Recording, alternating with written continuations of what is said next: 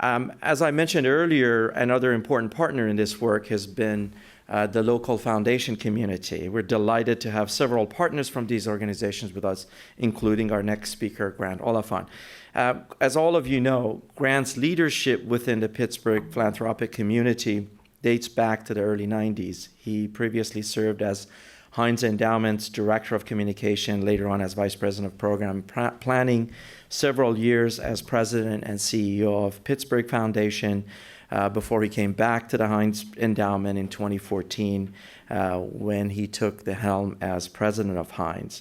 During my tenure at Carnegie Mellon over the past 3-4 years, I've come to know Grant as a thoughtful and concerned citizen, a champion of moral leadership, who also uses his position to drive creative thinking about the issues that challenge our world today.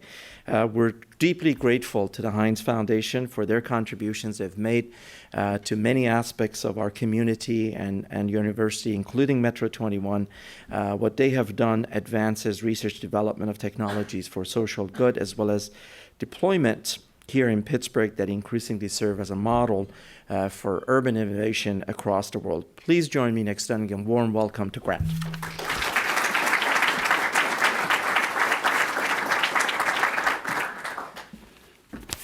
I'd like to welcome you to the Teresa Heinz classroom.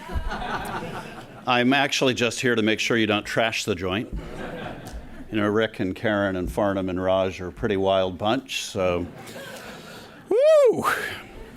Okay, so, you know, I moved here 27 years ago, and I've had the opportunity in that time to see this city go from a place that defined itself constantly in the rearview mirror and talked about steel to a place that's looking forward and talks about technology. And Carnegie Mellon is at the center of, and has been at the center of that transformation.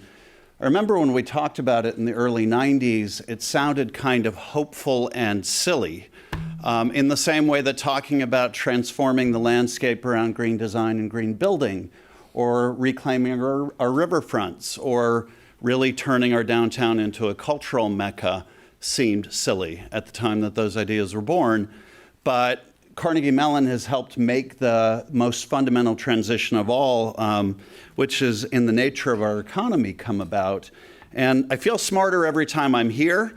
When given a microphone, I use it. And I really want to speak for a few minutes to the folks in this room who are going to be sticking with the work through the day and sticking with the work through the future. Because I think that the message here around what you're doing really needs to be stressed in a couple of ways.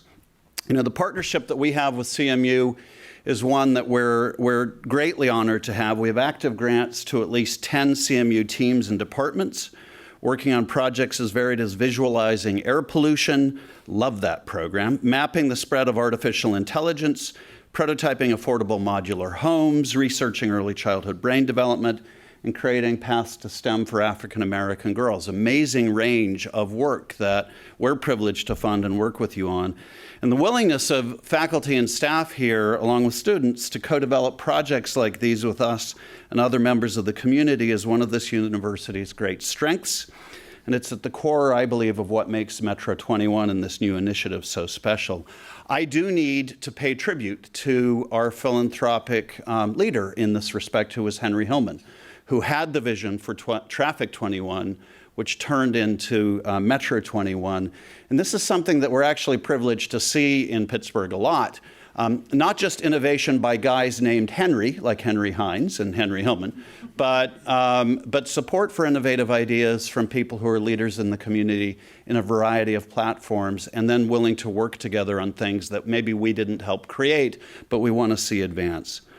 One of the unique aspects of Metro21 has been its intentional focus on breaking down barriers between departments and disciplines and fostering a holistic and interdisciplinary approach to identifying and solving problems. I think that's a big part of what I've known CMU to be about. It's a big part of your DNA here. The bridges you build between departments and collaborations and breakthroughs that come from that. Collaboration between roboticists, policy analysts, business students, engineers, and others has truly reframed some of the issues that we're dealing with in ways that radically change how we might address them, how we even think of solutions. And that, I think, is the promise of that I see in Metro21. But as excited as I am about the work that you're doing, there are 3 points that I want to convey to you as you start today's work and as we embark on this new venture. And the 3 thoughts are, one is really a point of affirmation. The second is a profound caution. And the third is a challenge to everyone in this room. And I think it's a challenge that you probably already have internalized, but I'm going to give it to you anyway because I just think it's so important for everyone who's involved in this work or thinking about being involved in this work to stay close to. The first point, the point of affirmation, is simply to underscore the importance of an institute like this. And the video, good as it is, doesn't quite get at it to the extent that I think that the profundity of what is at stake, to the extent that it could. Cities and regions are increasingly the labs and proving grounds of human society. As Bruce Katz from Brookings has pointed out, national and even state governments are locked in dysfunction and paralysis. At a regional level in places like Pittsburgh, we still find the spirit and resolve to address the challenges that hinder us. We know, however, that the challenges facing cities, whether it's failing infrastructure like Karina talked about, multi-generational poverty, or planning for climate change, can't be boiled down to one technological or policy solution. It requires systems thinking and systems approaches that bring together the expertise of many toward common goals.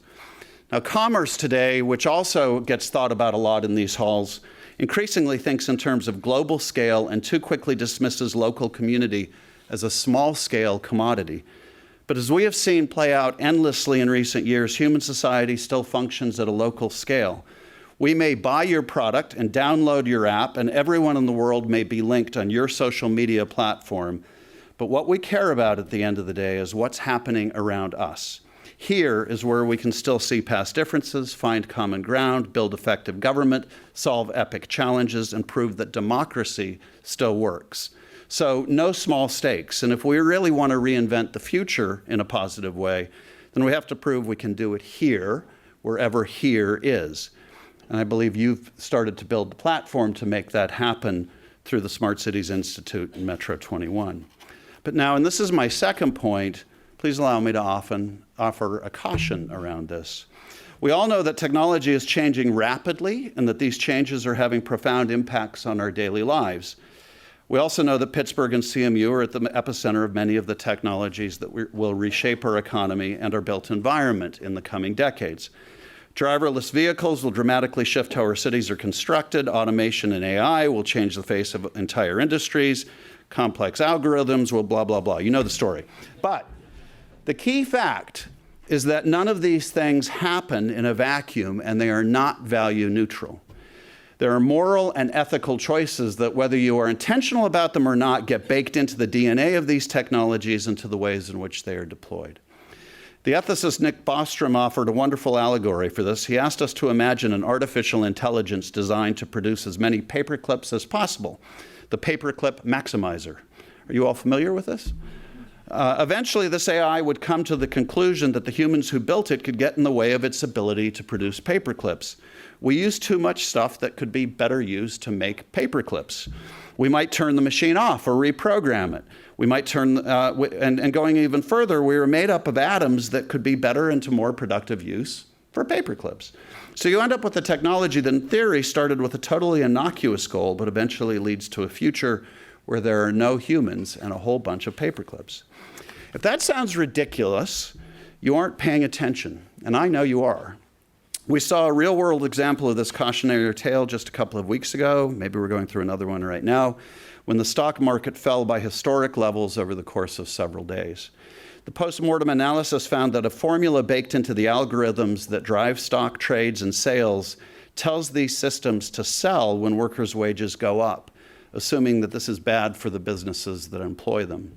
So this collapse was driven in part by something that I think we'd all assume to be a good thing, more money in workers' pockets. That may be logical from a profit maximization perspective, but it makes you wonder what ethics and intentionality was behind this design. It certainly isn't a formula that is good for the vast majority of people in this country. Yet it was there and humans put it there. The technology itself didn't make the decision, we did. And thus can technology magnify inequality, and does every day across society. Now, you may interpret this as my questioning the fundamentals of unbridled capitalism, and you'd be correct. But this happens over and over, this process of designing technology and algorithms to maximize one goal in ways that can have world-changing, unforeseen consequences. And not in some theoretical future, but right now, today. Think about social media in the last election. Algorithms that optimized for clicks and engagement fueled filter bubbles and drove the spread of toxic fake news in ways profitable, immensely profitable for the platforms, but staggeringly destructive, as it turned out, for American democracy and unity. As a result of simple programming decisions built into an algorithm to maximize profit, Russian attacks on our election could be delivered not by missile or drone or even software, but by our own hands, click by mindless, seemingly inconsequential click. Here's the point. On an increasingly overcrowded, warming, hyper-connected planet, we are running out of time and space for profit motive stripped of humanity in the design of our technology. We simply cannot afford indifference to social consequences because the costs are too sudden and too high and so potentially catastrophic to people, communities, countries, and yes, even to business itself. As the longtime technology guru Tim O'Reilly told a group of us foundations meeting in Miami earlier this month, we'd gathered to talk about the future of journalism and the future of news, which is dire, by the way. As Tim O'Reilly told us, we are living inside an algorithmic society that is optimizing the wrong things. So how do we start optimizing for the right things? The technologies we're creating must not only have ethics baked into their design, but the technologists who are creating them need to have a foundation in ethics baked into them too. And this is a critical role that CMU and Metro21 can help to play. So that brings me finally to my third point. Almost done. This is the challenge. For CMU, I would ask you to double down on your commitment to serve the public good and to instill in your faculty, staff, and students a deep sense of responsibility commensurate to the weightiness of the work happening on this campus and its potential impacts on our world. You are at the epicenter of the creation and application of these technologies, which is a point of pride. But how about we make sure we're also at the epicenter of making them work for the many, not just for the few? To the corporate partners in this room, I would ask you to internalize how important this work is for your own long-term success. Metro21 certainly needs your support, your resources, and your participation. The work here at Carnegie Mellon does as well. But you also need the sort of comprehensive approach that Metro21 represents. An increasingly unstable, inequitable, anti-democratic society is ultimately a formula for collapse, not profitability. This institute isn't a charity. From a business standpoint, it's an investment in your own future. To all of us here, I would just say this. We have right now, today, all of the resources, the brain power, and the technology to build a world that works for everyone. We no longer have to relegate ourselves to a Malthusian frame of scarcity and competition for resources. But what is often missing is the intentionality to train ourselves to think in the frame of abundance and common well-being as we do our work. How is what we're building, how is what you're building, how is what you're supporting going to make life better for a single mom in Homewood? How is what we're designing going to create a better future for an out-of-work coal miner in Greene County? How is what we're proposing going to change the life trajectory of a little girl growing up here in public housing? How is it going to make our cities more functional, our communities more equitable, and our society more democratic? As those stewarding the next generation of leaders in government, technology, and business, everyone in this room has a sacred responsibility to ask these questions of ourselves. A responsibility that I feel slipping away all too often in our current morass of deep and pervasive inequality and failing institutions. The bottom line is that we have everything we need to build the world we want. We just have to decide that we're going to do it. I don't pose this challenge to you lightly, and I pose it to myself as much as to you. I don't want to suggest that you're not already thinking about these issues. But I do want to push you to put it at the forefront of everything that you're doing, to make it foundational, not ancillary. We're living through unstable and challenging times, and the rapid deployment of momentarily profitable but longitudinally ill-conceived new technologies could lead to further destabilization and fear. We see it in our elections, we see it in our economy, and we feel it in our national psyche. People have a deep sense that as these technologies are becoming integrated into our lives, they're going to be winners and losers, and a lot of them genuinely believe that they will be the losers. So let's prove them wrong. Let's use this platform you've built to help restore trust in science, in expertise, in policy, and in governance. Let's show the world that we can build technology and the systems to apply it that will make all of our lives better, regardless of the color of our skin, the place we live, or how much money we have in our bank accounts.